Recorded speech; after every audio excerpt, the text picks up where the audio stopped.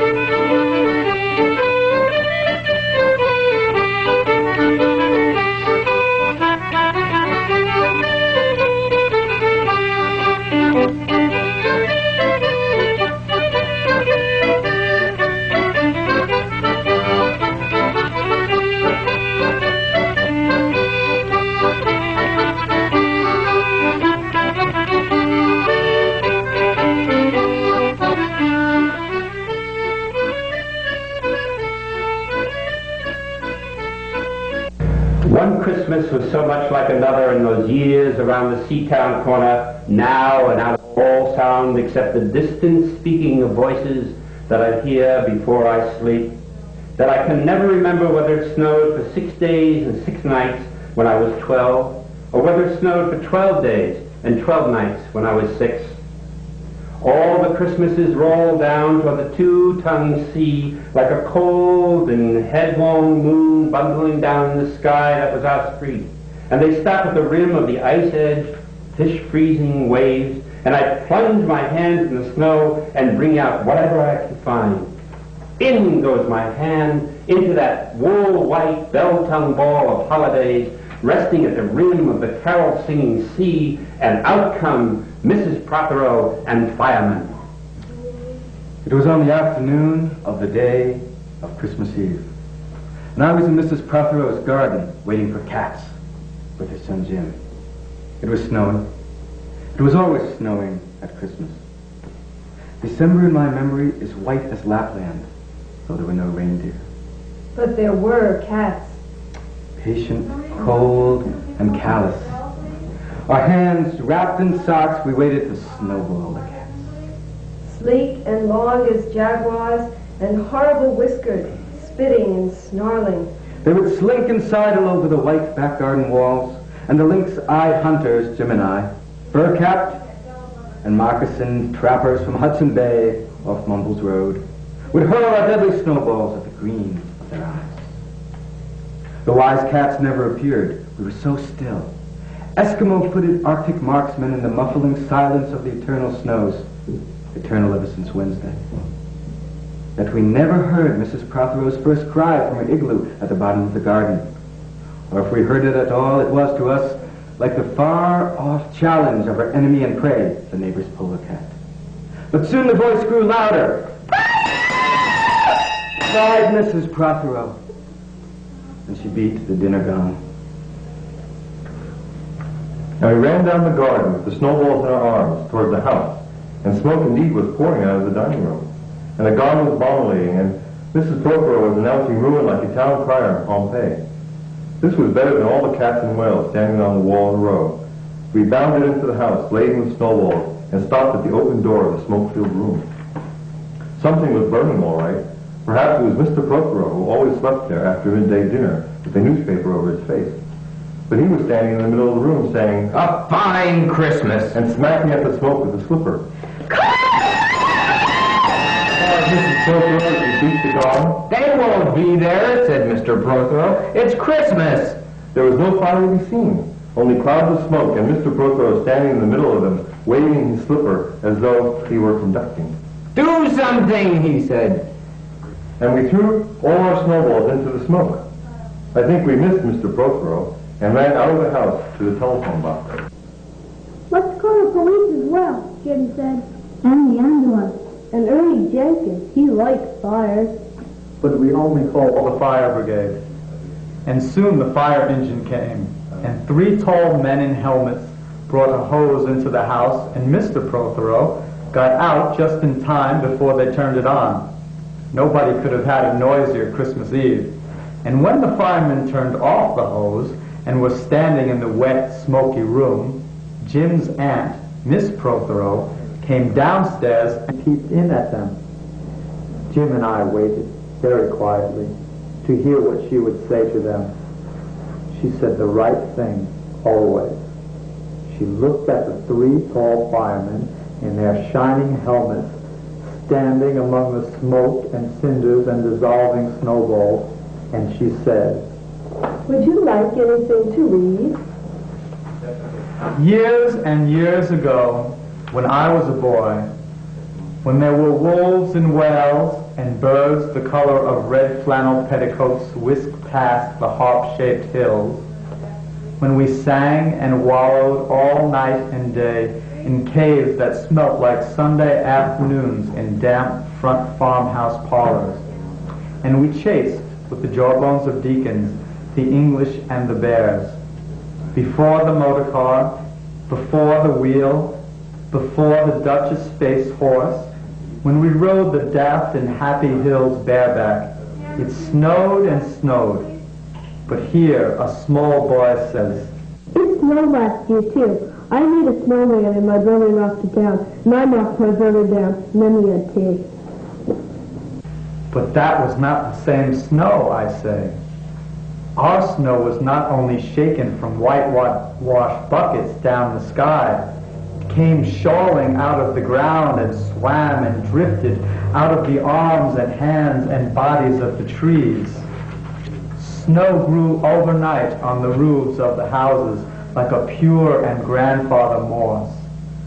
Minutely white ivied the walls and settled on the postman, opening the gate like a dumb, numb thunderstorm of white, torn Christmas cards. Were they postmen too? With sparkling eyes and wind-cherried mosses. On spread, frozen feet, they crunched up to the doors and mittened on them manfully. But all that the children could hear was a ringing of bells. You mean the postmen weren't allowed to pat-pat the doors on? I mean that the bells that the children could hear were inside them. I only hear thunder sometimes, never bells. There are church bells too inside them? No. In the fat, black, snow-white belfries, tugged by bishops and storks, and they rang their tidings over the bandaged town, over the frozen foam of the powder and ice cream hills, over the crackling sea. It seemed that all the churches boomed for joy under my window, and the weathercocks crew for Christmas on our fence. Get back to the postman. They were just ordinary postmen, fond of walking and dogs and Christmas and the snow. They knocked on the doors with blue knuckles. Ours has got a black knocker.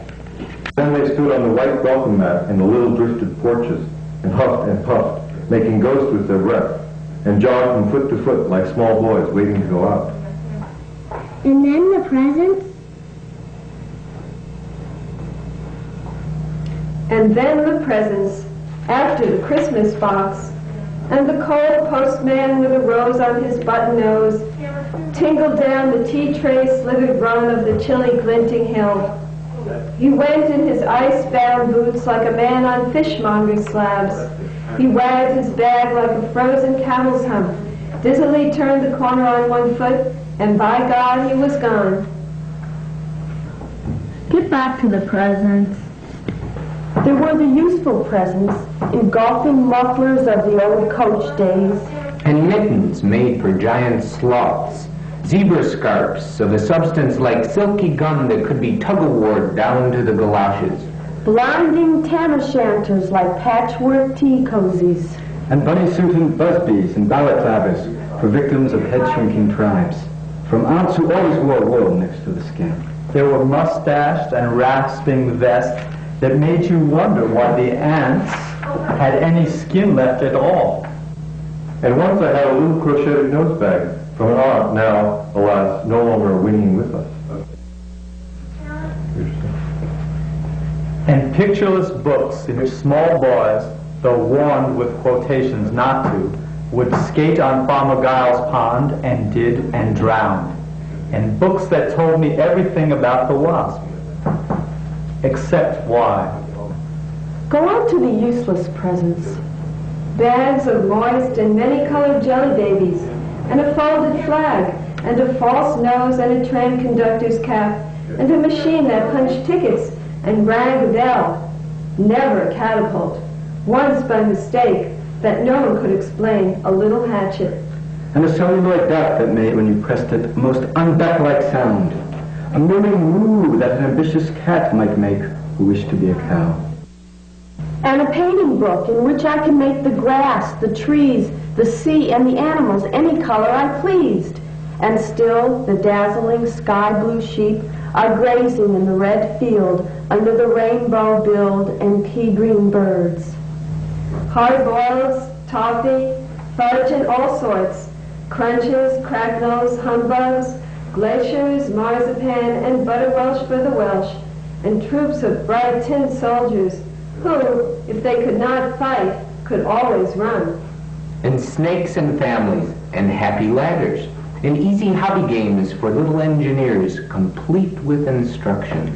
Oh, easy for a Leonardo. And a whistle to make the dogs bark, to wake up the old man next door, to make him beat on the wall with his stick to shake our picture off the wall, and a packet of cigarettes.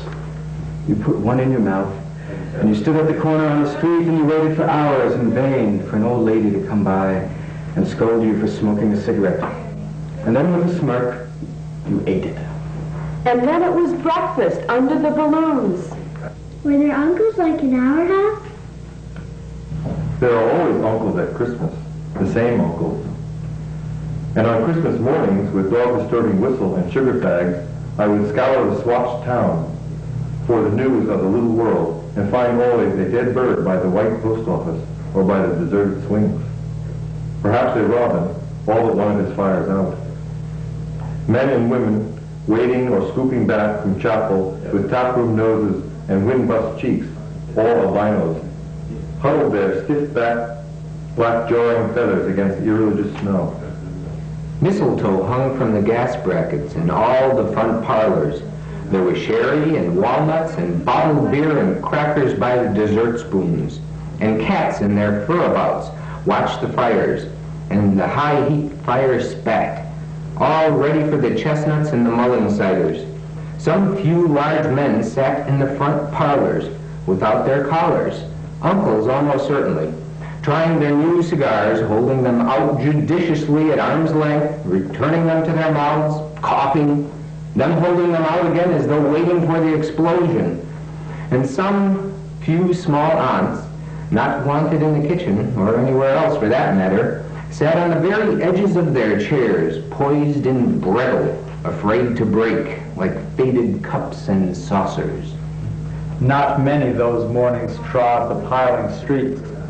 An old man always, fawn-bowlered, yellow-gloved, and at this time of year with spats of snow, would take his constitutional to the white Bowling Green and back, as he would take it wet or fine on Christmas Day or Doomsday.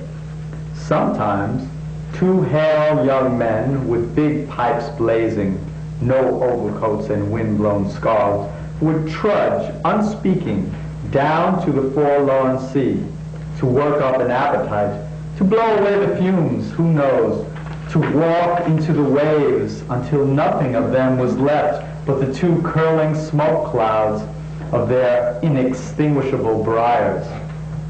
Then I would be slap-dashing home.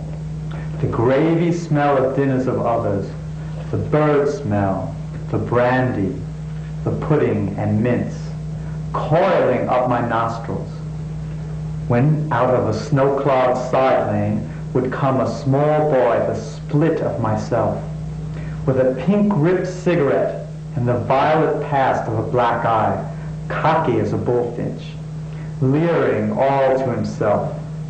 I hated him on sight and sound, and would be about to put my dog whistle to my lips and blow him off the face of Christmas, when suddenly he, with a violent wink, put his whistle to his lips and blew so stridently, so high, so exquisitely loud, that gobbling faces, their cheeks bulged with goose, would press against their tinseled windows the whole length of the white echoing street. For dinner, we had turkey and blazing pudding, and after dinner the uncle sat in front of the fire, loosened all buttons, put their large moist hands over their watch chains, groaned a little, and slept. Mothers, aunts, and sisters scuttled to and fro bearing tureens. Auntie Bessie, who had already been frightened twice by a clockwork mouse, whimpered at the sideboard and had some elderberry wine. The dog was sick. Auntie Dorsey had to have 3 aspirins. But Auntie Hannah, who liked port, stood in the middle of the snowbound backyard, singing like a big-bosomed thrush. I would blow up balloons to see how big they would blow up to, and when they burst, which they all did, the uncles jumped and rumbled. In the rich and heavy afternoon, the uncles breathing like dolphins and the snow descending, I would sit among festoons and Chinese lanterns and nibble dates and try to make a model man of war, following the instructions for little engineers, and produce what might be mistaken for a sea-going tram car. Or I would go out, my bright new boots squeaking into the white road, onto the seaward hill, to call on Jim and Dan and Jack, and to pad through the still streets, leaving huge, deep footprints on the hidden pavements. I bet people will think there's been hippos. What happens if you saw a hippo coming down the street? I'd go like this. Bang! I'd throw him over the railing and roll him down the hill. Then I'd tickle him under the ear. He'd wag his tail. What would you do if you saw 2 hippos? High and flanked and bellowing, he-hippos clanked and battered through the scudding snow toward us as we passed Mr. Daniels' house. Let's post Mr. Daniel's snowball through his letterbox. Let's write in the snow. Let's write, Mr. Daniel looks like a spaniel all over his lawn. Or we walked in the white shore. Can fishes see it snowing? Bring out the tall tales, now that we told by the fire as the gaslight bubbled like a diver. Ghosts wooed like owls in the long nights when I dared not look over my shoulder. Animals lurked in the cubbyhole under the stairs where the gas meter ticked. And I remember that we went singing carols once when there wasn't the shavings of a moon to light the flying streets. At the end of a long road was a drive that led to a large house. And we stumbled up the darkness of the drive that night, each one of us afraid, each one holding a stone in his hand just in case, and all of us too brave to say a word. The wind through the trees made noises as of old unpleasant, and maybe web-footed men wheezing in caves. We reached the black bulk of the house. What shall we give them? Hark the herald? No, Jack said. Good King Wenceslas. I'll count to 3. 1, 2, 3, and we began to sing, our voices high and seemingly distant in the snow-flecked darkness round the house that was occupied by nobody we knew. We stood close together near the dark door. Good King Wenceslas looked out on the feast of Stephen. And then a small, dry voice, like the voice of someone who has not spoken for a long time, joined our singing. A small, dry, eggshell voice from the other side of the door. A small, dry voice through the keyhole. And when we stopped running, we were outside our house. The front room was lovely. Balloons floated under the hot water bottle gulping gas.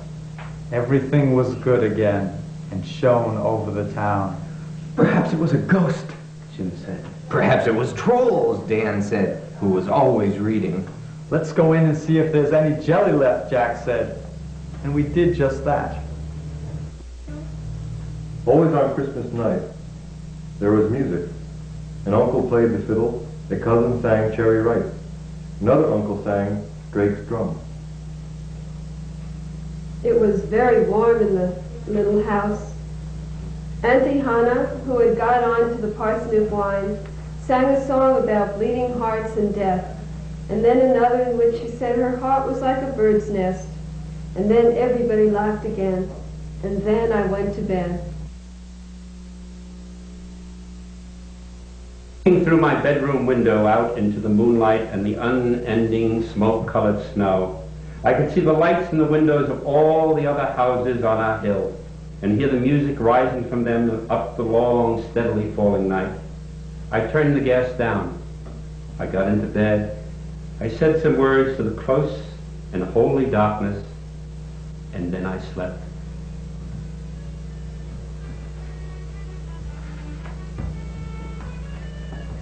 Merry Christmas, everybody! Merry Christmas! We wish you a Merry Christmas. We wish you a Merry Christmas and a Happy New Year. We wish you a Merry Christmas. We wish you a Merry Christmas. We wish you a Merry Christmas and a Happy New Year. Good tidings we bring to you and your King. Good tidings for Christmas and a Happy New Year. Now bring us a piggy pudding. Now bring us a piggy pudding. Now bring us a piggy pudding and bring some out here.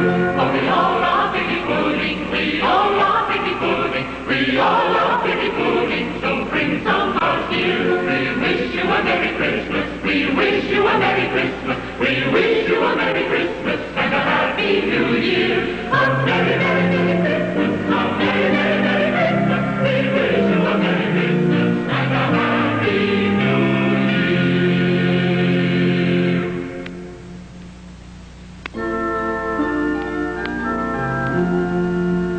I saw 3 ships come sailing in on Christmas Day, on Christmas Day. I saw 3 ships come sailing in on Christmas Day in the morning. And one was in those ships, those 3 on Christmas Day, on Christmas Day. And one was in those ships, those 3 on Christmas Day in the morning. The Virgin Mary and Christ were there on Christmas Day, on Christmas Day. The Virgin Mary and Christ were there on Christmas Day in the morning. And all the angels in heaven shall sing on Christmas Day, on Christmas Day. And all the angels in heaven shall sing on Christmas Day in the morning. And all the souls on earth shall sing on Christmas Day, on Christmas